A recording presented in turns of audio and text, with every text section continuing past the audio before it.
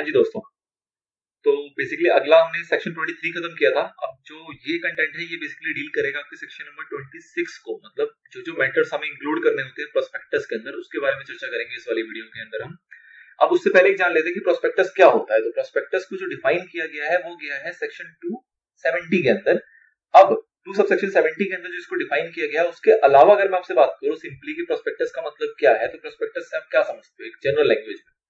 तो general language में इसको कहा जा सकता है कि सपोज करो कंपनी को फंड रेज करना है, तो फंड रेज करने के लिए कंपनी क्या करेगी, किसी भी प्रकार का डॉक्यूमेंट, किसी भी प्रकार की इंफॉर्मेशन जो शेयर की जाएगी पब्लिक के साथ for the purpose of fund raising, मतलब फंड रेजिंग मुझे करना है, उसको लेके मैं कंपनी जो है उसको लेके पब्लिक को जो भी इंफॉर्मेशन देगी, प्रोस्पेक्टस दे दे, चाहे उसके जो नाम हो या कोई डॉक्यूमेंट्स दे दे या अपनी कोई अचीवमेंट बता दे, अपने फाइनेंशियल शेयर कर दे, किसी भी तरीके की कोई भी जानकारी शेयर करे, ताकि उसको पढ़ने के बाद जो इन्वेस्टर है वो डिसीजन ले सके कि हाँ जी मैं इन्वेस्ट करूं या ना करूं। तो ऐसी जितनी भी इंफॉर्मेशन होती है वो सारी की सारी क्या कहलाती है, आपकी प्रोस्पेक्टस। तो प्रोस्पेक्टस कोई एक चीज का नाम नहीं है, मल्टीपल चीजें इसके अंदर, जो भी इस टाइप की चीजें शेयर की जाएगी, इंफॉर्मेशन, रिपोर्ट्स, एनीथिंग, तो वो आपका क्या कहलाएगा, प्रोस्पेक्टस कहलाएगा। अब सेक्शन 2 सबसेक्शन 70 बेसिकली क्या कहता है, तो वो आपको ये पिक्चर में समझ में आ जाएगा। ये कहता है कि प्रोस्पेक्टस का मतलब क्या है कि कोई भी डॉक्यूमेंट जिसको हम कह दें कि भैया ये प्रोस्पेक्टस है, तो वो प्रोस्पेक्टस हो जाएगा। इसके अंदर इंक्लूड करता है आपका रेड हेरिंग प्रोस्पेक्टस और शेयर प्रोस्पेक्टस, इसको हम देखने वाले हैं आगे चल के सेक्शन 31 और सेक्शन 32 के अंदर। तो ये कह रहा है कि प्रोस्पेक्टस की परिभाषा में ये भी आता है। फिर ये कहता है इसके अंदर इंक्लूड करता है कोई भी नोटिस, कोई भी सर्कुलर, कोई भी एड, कोई भी डॉक्यूमेंट जो कि हमने दिया है किसको, पब्लिक को, किस लिए, पब्लिक ऑफर के लिए, मतलब शेयर सब्सक्राइब करने के लिए, मतलब फंड रेज करने के लिए। तो वो सारी चीजें जो है वो बेसिकली क्या कहला जाती है, आपकी प्रोस्पेक्टस कहला जाती है इस डेफिनेशन के अकॉर्डिंग। ठीक है, अब बात करते हैं कि प्रोस्पेक्टस के अंदर क्या क्या होना जरूरी है। तो वो बात आपका वो डेफिनेशन वाला सेक्शन नहीं करेगा, उसके लिए आपका आता है सेक्शन नंबर 26 के अंदर 9 सबसेक्शंस है। कितने सबसेक्शंस हैं, 9 सबसेक्शंस है, जिसके अंदर सारी फॉर्मेलिटीज की बात करेगा और एट द एंड वो पेनल्टी प्रोविजन की बात करेगा कि अगर आप ये 8 बातों को फॉलो नहीं करोगे तो 9वीं के अंदर आपको क्या पेनल्टी प्रोविजंस लगेंगे, किस किस के ऊपर, कंपनी के ऊपर भी और ऑफिसर इन डिफॉल्ट के ऊपर भी। तो ये सारी चर्चा होगी 26 के अंदर। तो 26(1) बेसिकली क्या कहता है कि जितने भी प्रोस्पेक्टस आप इशू करोगे उसके अंदर तारीख लिखी होनी चाहिए और हस्ताक्षर होने चाहिए, मतलब डेटेड एंड साइंड होना चाहिए, नंबर 1। नंबर 2, कोई भी इंफॉर्मेशन और रिपोर्ट्स जो कि आपको प्रिस्क्राइब किया जाता है, स्पेसिफाई किया जाता है सेबी के द्वारा, वो भी आपको उस प्रोस्पेक्टस के अंदर शामिल करना है, मतलब कि सारे प्रोस्पेक्टस डेटेड एंड साइंड होंगे, नंबर 1। नंबर 2 कि उन सारे प्रोस्पेक्टस के अंदर जो भी स्पेसिफाइड इंफॉर्मेशन होंगी, रिपोर्ट्स होंगी, जो कि कहेगा कौन, सिक्योरिटी एंड एक्सचेंज बोर्ड, वो चीजें भी आपको उस प्रोस्पेक्टस में मतलब इंक्लूड करनी है। Basically security and exchange board जो कहता है वो in consultation with central government कहता है, मतलब वो आपस में तय करते हैं कि भैया ये चीज रखनी चाहिए, तो उसके अकॉर्डिंग जो भी उन्होंने तय तमन्ना किया हुआ है वो सारी चीजें आपको इंक्लूड करनी है अपने प्रोस्पेक्टस के अंदर, नंबर 1। नंबर 2, अगर आपको अलग से कुछ स्पेसिफाई नहीं किया गया, अगर अलग से कुछ भी स्पेसिफाई नहीं किया गया है, तो उनके अपने रेगुलेशंस है, किसके रेगुलेशंस है, सेबी के। तो सेबी के रेगुलेशंस के अंदर जो भी रिपोर्ट्स और इंफॉर्मेशन आती हैं वो तो आपको देना ही देना है, मतलब सेबी ने अपने रेगुलेशंस के अंदर जो जो रिपोर्ट्स दे रखी हैं, जिसमें बेसिकली आपकी बैलेंस शीट्स वगैरह, जो कि फाइनेंशियल्स वगैरह प्रपोज्ड क्या आपकी एक्टिविटीज होने वाली है, इस टाइप की जितनी भी इंफॉर्मेशन और रिपोर्ट्स के बारे में जानकारी दी हुई है सेबी में, वो सारी की सारी तो आपको देनी है, अनटिल कि आपको कुछ स्पेशल स्पेसिफाइड ना किया जाए कि भैया ये तो दे ही रहे हो, इसके अलावा ये भी आपको शामिल करना है। ठीक है, तो ये कौन सा पॉइंट कहता है आपका सबसेक्शन 1। सबसेक्शन 1 साथ में ये भी कहता है, सबसेक्शन 1 के अंदर बेसिकली ना 4 क्लॉजेस थे। कितने क्लॉजेस थे, 4 क्लॉजेस थे, ए, बी, सी और डी। इसमें से ए, बी और डी जो है आपका वो हट गया सन 2018 के अंदर, बच गया सिर्फ और सिर्फ सी। तो इस सी को देख के आपको अटपटा नहीं समझना, इस सी का मतलब ये है कि इसमें ए, बी और डी भी हुआ करते थे, जो कि अभी ओमिटेड है, सिर्फ और सिर्फ सी मौजूद है। और सी बेसिकली क्या कहता है कि प्रोस्पेक्टस के अंदर आपको एक डिक्लेरेशन भी देनी होगी। क्या डिक्लेरेशन देनी होगी कि भैया सारे प्रोविजन जो इस एक्ट के हैं प्रोस्पेक्टस के लिए वो सारे आप कंप्लाई करते हो, सारे प्रोविजन जो एससीआरए एक्ट के हैं वो भी आप कंप्लाई करते हो, सारे प्रोविजन जो सेबी एक्ट के हैं वो भी आप कंप्लाई करते हो, मतलब इस एक्ट के, एससीआरए एक्ट के, सेबी एक्ट के जितने भी प्रोविजंस हैं इन रिलेटेड टू प्रोस्पेक्टस, वो सारे के सारे आपने कंप्लाई किए हैं, उसके अंदर कोई भी डिफॉल्ट नहीं है, कोई भी वायलेशन नहीं है, इसका आपको क्या देना पड़ेगा, एक डिक्लेरेशन। तो ये पूरी बात करता है कौन, 26 का सबसेक्शन 1। ठीक है, तो सेक्शन 1 सबसेक्शन 1 ने बेसिकली कहा डेटेड साइन होना चाहिए, स्पेसिफाई जो किया हुआ है, जो भी रिपोर्ट्स इंफॉर्मेशन वो देना होगा, अगर कुछ अलग से स्पेसिफाई नहीं किया है, जो उनके रूल्स एंड रेगुलेशंस के अंदर लिखा है वो सारे रिपोर्ट इंफॉर्मेशन देने होंगे, और एट लास्ट आपको एक डिक्लेरेशन भी देना होगा कि आप सारे प्रोविजंस को कंप्लाई करते हो। नंबर 2 के अंदर मतलब सबसेक्शन 2 के अंदर आपका आ जाता है एक्सेप्शंस, मतलब कि ये जो सबसेक्शन 1 है ये किन किन लोगों को फॉलो नहीं करना। इसके अंदर बात आती है कि अगर आप सपोज करो इशू करते हो किसको, अपने एग्जिस्टिंग मेंबर्स को या एग्जिस्टिंग डिवेंचर होल्डर्स, कहने का मतलब है जो एग्जिस्टिंग होल्डर्स हैं उनको हम शेयर्स वगैरह इशू करते हैं या सिक्योरिटीज वगैरह इशू करते हैं।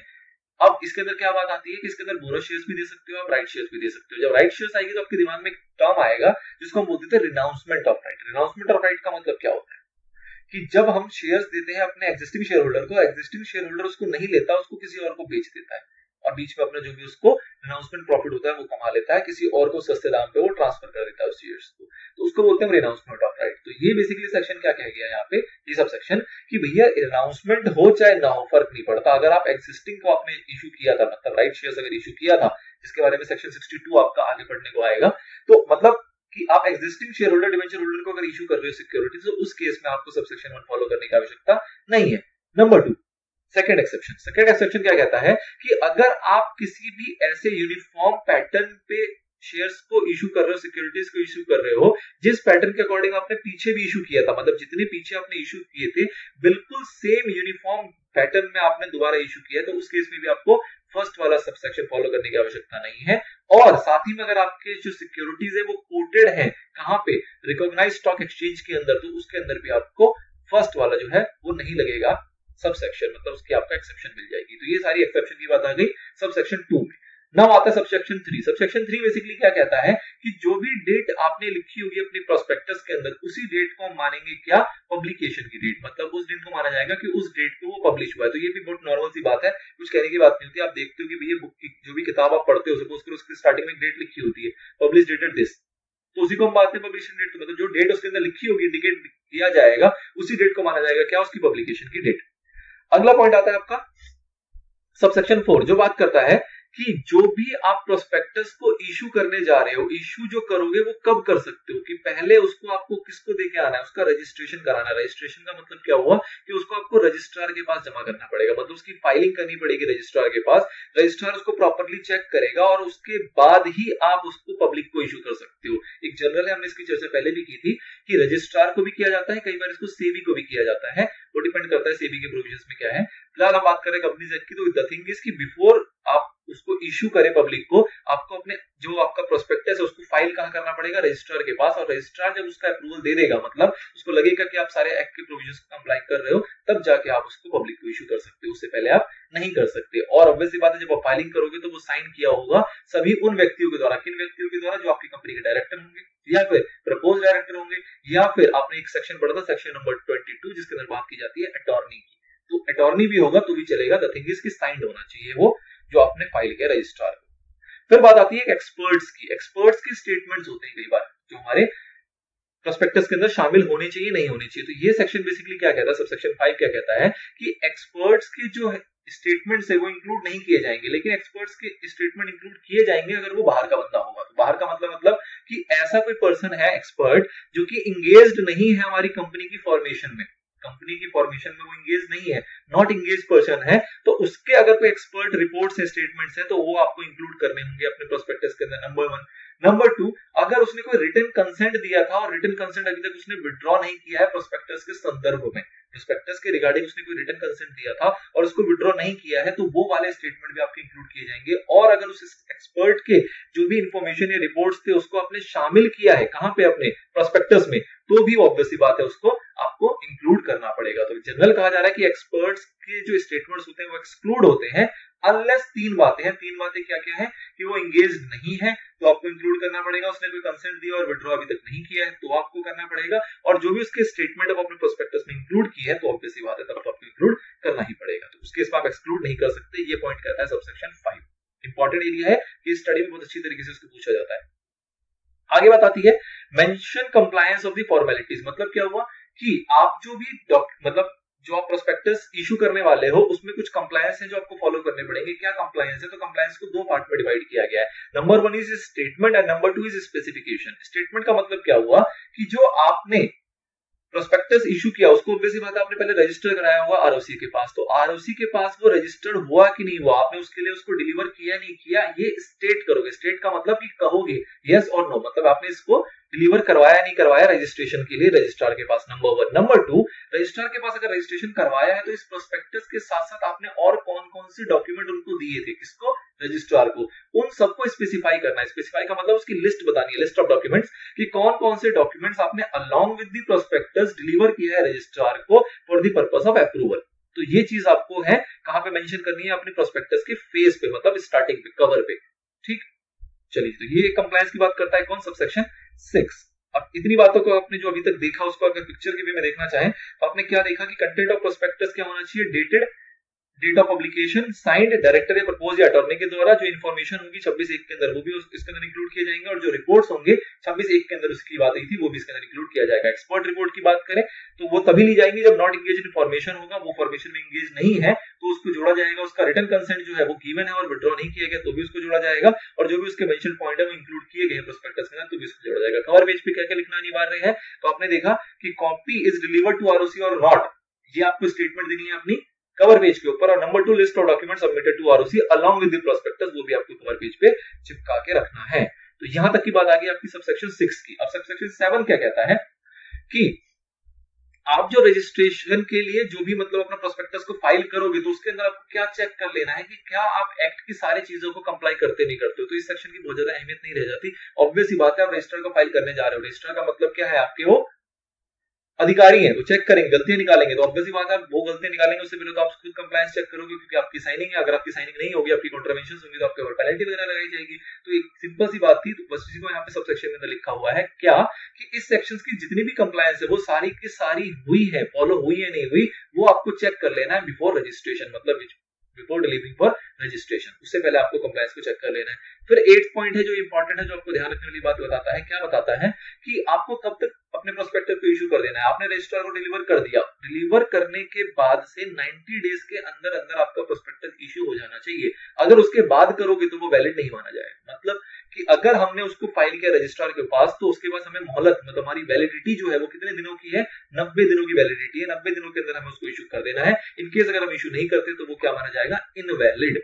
नाउ ये 8th पॉइंट थे, मैंने आपको उसके बाद बताया था कि 9th पॉइंट में आएगी आपकी पनिशमेंट की बात है। इसको मैं यहां से नहीं पढ़वा रहा हूं, उन्होंने बड़ा अच्छा यहाँ पे बना दिया है, तो इसी को देख लेते हैं। कह रहा है कि 2 लोगों के ऊपर कॉन्ट्रावेंशन के ऊपर पनिशमेंट लगेगा, कंपनी के ऊपर ऑब्वियसली बात है, और दूसरे ऐसे व्यक्ति के ऊपर जो कि पता था, मतलब नोइंगली डिफॉल्ट कर रहा है, इसको सारी चीजें पता थी बट स्टिल उसने फॉलो नहीं किया, मतलब person in default, officer in default, तो उसके ऊपर भी पेनल्टी प्रोविजन लगेगा। कंपनी के ऊपर सीधी सी बात है, हम फाइन लगा सकते हैं, उसको जेल में तो डाल नहीं सकते। फाइन कितना लगाएंगे, 50,000 से लेकर 3 लाख तक, मतलब minimum 50,000, maximum 3 lakh rupees, depend करेगा कि क्या डिसाइड होता है। पर्सन इन डिफॉल्ट पे बात करें उस पर फाइन भी लगेगा, इम्प्रिजनमेंट भी हो सकता है और बोथ भी हो सकता है, मतलब बोथ की फाइन भी लगाएंगे और जेल में भी डालेंगे। तो फाइन कितना लग सकता है, तो फाइन सेम टू सेम है, 50,000 से लेकर 3 लाख तक। जेल की बात करें तो 3 साल तक की मैक्सिमम आपको इम्प्रिजनमेंट हो सकती है और बोथ हो सकता है, मतलब फाइन भी लगाया जा सकता है और इम्प्रिजनमेंट भी हो सकती है। तो this is all about section number 26। कुछ क्लैरिफिकेशन है उसको और देख लेते हैं, फिर इसको रैप अप करेंगे। सबसे पहले यहाँ पे कहता है कि भैया जो मोटी मोटी बातें थी ना वो सेक्शन 26(1) ने बता दी। 26(1) ने क्या बताया, डेटेड साइन के बारे में बता दिया, डिक्लेरेशन कंप्लायंसेस की बता दी है, और तीसरा बता दिया कि भैया जो सेबी कहेगा, इन सिक्योरिटी एक्सचेंज बोर्ड कहेगा in consultation of central government, तो उन चीजों को भी आपको स्पेसिफाई करना है। अगर कुछ नहीं भी कहेगा तो जो उसके रेगुलेशंस के अंदर प्रिस्क्राइब बातें हैं, रिपोर्ट्स, इंफॉर्मेशन है, उसको देना है। बट ये तो कहती है सेबी की बातें, कंपनीज एक्ट भी तो है। कंपनीज एक्ट क्या कहता है कि भैया मोटी मोटी बातें 26(1) के अंदर आ गई, लेकिन उसके अलावा भी कुछ ऐसे सब्सटेंशियल डिस्क्लोजर रिक्वायरमेंट है, मतलब इंपॉर्टेंट डिस्क्लोजर्स हैं जो कि कंपनीज रूल 2014 में लिखा है। मतलब companies prospectus and allotment of securities का एक रूल्स है 2014 का, जिसके अंदर डॉक्यूमेंट्स और इन्फॉर्मेशन वगैरह के बारे में लिखी हुई है। वो चीजों को भी आपको प्रोस्पेक्टस के अंदर डालना है, मतलब बात यहाँ खत्म नहीं होती है, उसको भी आपको देखना है और वहां की बातों को भी आपको इसके अंदर इंक्लूड करना है। नंबर 1। फिर दूसरी क्लैरिफिकेशन क्या आई 238 की कि भैया एक्सपर्ट के अंदर कौन कौन इंक्लूड होता है। तो ये हमने ऑल्दो वैसे पढ़ा हुआ डेफिनेशन वाले सेक्शन में, बट एक्सपर्ट के अंदर देख लोगे तो कौन कौन से लोग इंक्लूड होते हैं। तो 5 तो रिनोन्ड नेम है। 5 रिनोन्ड नेम में कौन कौन आ जाते हैं, इंजीनियर आ जाता है आपका, वैल्यूअर आ जाते हैं इसके अंदर, सीए, सीएस, सीएम में आ जाते हैं, ये 5 लोग आ गए। फिर कहता है कोई भी ऐसा पर्सन जो किसी भी तरीके का सर्टिफिकेट जारी करने योग्य है, मतलब कि वो सर्टिफिकेट जारी कर सकता है और उस सर्टिफिकेट की मार्केट में रिक्वायरमेंट होती है, तो वैसा व्यक्ति भी क्या कहलाता है, आपका एक्सपर्ट कहलाता है। ठीक है, एज पर सेक्शन 2 सबसेक्शन 38। चलिए, तो ये सारी बातें थी सेक्शन 26 की। बेसिकली 9 पॉइंट है जिसको आपको कंप्लाई करना होता है, और 26 की चीजें को मतलब इस तरीके से आपको पेश करोगे 26 के, इंक्लूडिंग दी कॉन्ट्रावेंशंस। ठीक है, चलो तो इसको यहीं पे रैप अप कर लेते हैं। पता है ये जो हम पढ़ रहे हैं कंपनीज अमेंडमेंट एक्ट 2019 और इसके अंदर जो चेंजेस किए गए हैं वो चेंजेस जो आपके एप्लीकेबल होंगे वो एप्लीकेबल होंगे 15 अगस्त 2019 से। मतलब जिसकी नोटिफिकेशन आई वो आई आपकी 14 अगस्त 2019 को और कहा गया कि जो भी इसके अंदर बदलाव है वो बदलाव जो है वो माने जाएंगे कब वो इनटू फोर्स आ जाएंगे, वो आ जाएंगे 15 अगस्त 2019 से एप्लीकेबल हो जाएगा। सबसे पहला सेक्शन आता है सेक्शन नंबर 26। सेक्शन नंबर 26 में कहा जा रहा है क्या कि सबसेक्शन नंबर 4 हुआ करता था, 5 था, 6 था, इन तीनों सबसेक्शन में जो वर्ड रजिस्ट्रेशन लिखा जाता था उसको हटा दिया जाएगा और उसकी जगह पे अब वर्ड लिखा जाएगा फाइलिंग। ठीक है। और एक सबसेक्शन नंबर 7 हुआ करता था उसको हम कह रहे हैं कि पूरा उड़ा देंगे, मतलब सबसेक्शन 7 जो है वो एग्जिस्ट नहीं करेगा। तो फटाफट से देखते हैं इन 4 सबसेक्शनों में क्या क्या बातें थी और किस तरीके से ये एप्लीकेबल होगा आपके लिए। तो आइए याद करते हैं चैप्टर नंबर 3। चैप्टर नंबर 3 के अंदर अगर मैं बात करूं सेक्शन नंबर 26 की, तो ये रहा आपका सेक्शन नंबर 26। आ जाओ। सेक्शन नंबर 26 था आपका matters to be stated in prospectus की। कौन कौन सी बातें हैं जो प्रोस्पेक्टस के अंदर आया करेंगी, ये हमने देखा था। इसके अंदर बहुत सारे सबसेक्शंस थे, सारे हमारे रेलेवेंट नहीं है, सबके अंदर बदलाव नहीं हुए हैं, तो बाकी सारे एज इट इज चलेंगे। बात करते हैं सबसेक्शन नंबर 4 की, 5 की और 6 की। सबसे पहले 4 देखते हैं। 4 आपको कह रहा है क्या कि prospectus to be issued after registration and compliance with other formalities. तो ये आपका सबसेक्शन का नाम था कि प्रोस्पेक्टस जो इशू किया जाएगा आफ्टर रजिस्ट्रेशन एंड कंप्लायंस जो भी होंगी सारी फॉर्मेलिटीज की वो भी होना जरूरी है। मतलब कहीं ना कहीं ये हुआ कि रजिस्ट्रेशन से या फिर जितनी भी फॉर्मेलिटी की कंप्लायंसेस हैं वो करने से पहले आप प्रोस्पेक्टस इशू नहीं कर सकते। इसका सिंपली मतलब ये निकल के आता है कि प्रोस्पेक्टस आप तभी इशू कर दोगे जब उसका रजिस्ट्रेशन हो जाएगा obviously with the registrar and compliance हो जाएगा जितनी भी फॉर्मेलिटीज हैं उन सभी फॉर्मेलिटीज का। ठीक है। अब इसमें आपको किस तरीके से रिप्लेस करना है, आपको कहा गया कि भाई साहब जहां जहां रजिस्ट्रेशन पाया जाएगा उन सभी रजिस्ट्रेशन वर्ड का गला दबा देना है आपको और वहां पे यूज करना है आपको वर्ड फाइलिंग। तो सबसे पहले शुरुआत करते हैं prospectus to be issued after क्या filing, after filing and compliance with other formalities. No prospectus shall be issued by, on or before of a company or in relation to a intended company unless on or before the date of its publication there has been delivered to registrar for यहां पे भी word क्या use करोगे आप, filing, registrar for filing a copy thereof signed by every person who is named in therein as a director or proposed director of a company by his duly authorized attorney. तो simple सी बात थी, meaning आपको clear है। इसमें ऐसा कुछ नहीं था कि कहा गया था कि रजिस्ट्रेशन और कंप्लायंसेस के बाद ही प्रोस्पेक्टस इशू कर सकते हो। अब वहां पे आपको कहना है कि फाइलिंग और कंप्लायंसेस के बाद ही आप प्रोस्पेक्टस को इशू कर सकते हो। अगला आया था एक एक्सपर्ट रिपोर्ट के ऊपर पॉइंट, इसी को रिलेट किया गया है आपके सेक्शन नंबर 35 के अंदर भी। 35 के अंदर जो चेंजेस है वो इसी पॉइंट को लेके, और इसके अंदर एक एम्बिगिटी है जो अभी भी एग्जिस्ट करती है, जो होपफुली आगे के अमेंडमेंट में क्लियर हो जानी चाहिए, बट फिलहाल इन्होंने इसके ऊपर ज्यादा ध्यान नहीं दिया।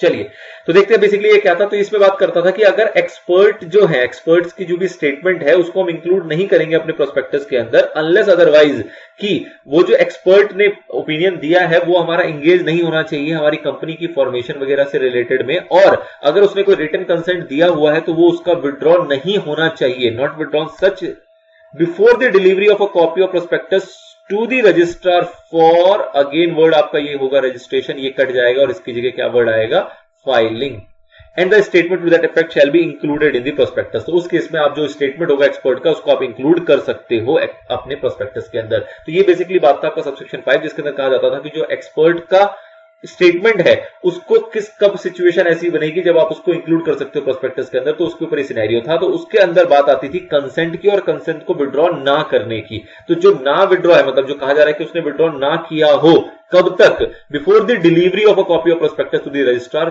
फॉर फाइलिंग वर्ड यूज करोगे, पहले आप रजिस्ट्रेशन वर्ड यूज करते थे। उसके बाद आपकी आती है कंप्लायंसेस को लेके आपका अगला सबसेक्शन आता है, सबसेक्शन नंबर 6, जिसके अंदर कहा जा रहा था कि every prospectus issued under subsection 1 shell on face of it state that a copy has been delivered for registration to the registrar as required under subsection 4। मतलब कि आपको फॉर्मेलिटीज के अंदर क्या पूरा करना है कि जो भी आप प्रोस्पेक्टस इशू करने जा रहे होगे उसके चेहरे के ऊपर, मतलब फ्रंट में उसके बिल्कुल आपको मेंशन करना है क्या कि ये जो प्रोस्पेक्टस है ये डिलीवर कर दिया जा चुका है किसको, रजिस्ट्रार को, for the purpose of registration. नहीं बोलोगे, अब आप बोलोगे क्या, for the purpose of filing. मतलब इसकी फाइलिंग के लिए जो डिलीवरी होनी चाहिए थी वो डिलीवरी हो चुकी है रजिस्ट्रार के पास, जो कि रिक्वायरमेंट होती थी सबसेक्शन नंबर 4 की। ठीक है। Specify any document required by this section to be attached to the copy so delivered or refer to the statement included in the prospectus which specify this document. कोई बदलाव नहीं इस clause के अंदर।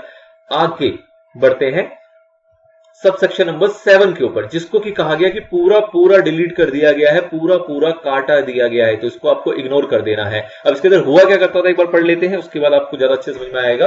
कहा जाता था compliance of requirement of this sections before registration, the registrar shall not register prospectus unless the requirement of this section with respect to the registration are compliant and with the prospectus is accompanied by the consent in writing of all the person named in the prospectus। तो basically simple सी बात कही जा रही थी कि जो registrar है हमारा वो रजिस्टर नहीं करेगा किसी भी प्रोस्पेक्टस को अनलेस की जो भी उसकी रिक्वायरमेंट है वो सारी फुलफिल हो गई हो। तो बहुत ही जेन्युइन और कॉमन सी बात थी जिसकी ऐसे रिक्वायरमेंट अब नहीं लगती हमारी गवर्नमेंट को, इसलिए उन्होंने कहा कि इस पॉइंट को हटा दो भाई साहब। रजिस्ट्रार इतना समझदार तो हमारा होता ही है कि वो चेक करता है कि सारी चीजें कंप्लाई हो रही है कि नहीं हो रही, जो भी सेक्शन और जो भी रिक्वायरमेंट वगैरह है वो सारी फुलफिल कर रहा है या नहीं कर रहा, और अगर वो फुलफिल नहीं हो रही है तो ऑब्वियस सी बात है कि रजिस्ट्रार हमारा उसको रजिस्टर नहीं करता है, तो इसलिए इसको अलग से मेंशन करने की जरूरत नहीं है इस सब सेक्शन के अंदर, तो इसलिए इसको अब ओमिट कर दिया गया है। इसको आपको भूल जाना है, इसको आपको याद नहीं रखना। तो ये था हमारा सेक्शन नंबर 26 जिसके अंदर 4 सब सेक्शन के अंदर बदलाव थे, 3 के अंदर बेसिकली बदलाव थे और एक जो है वो आपका डिलीट ही कर दिया।